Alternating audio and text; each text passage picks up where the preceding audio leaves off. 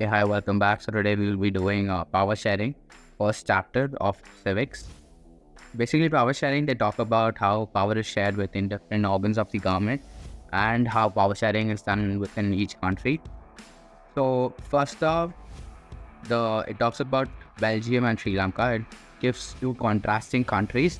I won't be explaining it by point. Please read the part. So basically, I'll just give you a brief idea. So basically, between Belgium and Sri Lanka, it shows how Belgium has two distinct communities. Even Sri Lanka does.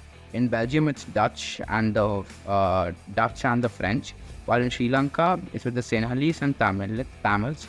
So basically, in the Belgium case, it shows how even though there were differences, but how the people cooperated with each other and talked it out, negotiated, and tried to make settlement and lived in peace. While in Sri Lanka, they showed majoritarian rule where Sinhalese tried to rule over the Tamilians, and it caused a lot of loss of life, time, and how it turned into a whole huge civil war. So that's basically they're trying to say how how it is better to have talked out and negotiated than actually fighting and trying to become a majority, how peace works at the end of the day. So yeah, that's pretty much it. These two things. Majoritarianism, as I said, please do read all these underlined points. It's very important. I'll give the link to this down of my Telegram channel. You'll find it over there. So yeah, next, accommodation, how Belgium accommodated them, while Sri Lanka just showed majoritarianism.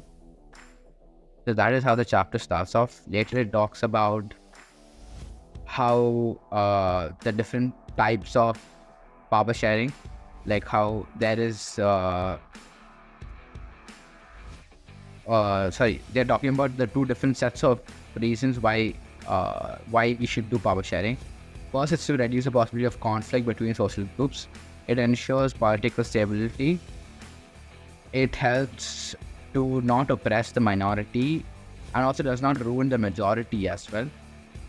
And it's also a very spirit of democracy. So basically, there are prudential and moral reasons on why power sharing is very important. See, yeah, it's very important. See, these things, right, you have to remember. It's a very common question. This is not like complicated. I'll cover the different forms of power sharing. First is horizontal division of power sharing. So here is basically how it is if power is divided among different organs of government, like legislative, executive, and judiciary, right? So basically these are three. So basically it's like the police, the judges, and the MLAs, MPs, CMs of all the political parties. So how these three together work in and do power sharing, and they keep check of each other by a system of checks and balances. They make sure that both of them don't do corruption. And that next type of power sharing is power sharing among different governments at different levels. So this is more like a vertical division of power. So basically here, as you know, there's a central government, state government, and then local sub-government, right? So that's basically this. Then there is power sharing arrangements among political parties, special groups, and movements. So basically these guys, they do not actively participate in politics, but they try to influence the people in power to make them to do something good or maybe bad also at times. Yeah, that's pretty much it.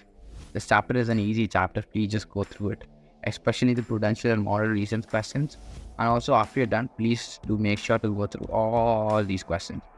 Very, very important. This chapter is the first chapter, so it's very important. CBSE always has a habit of asking the beginning chapters during exam. All the best for your exams.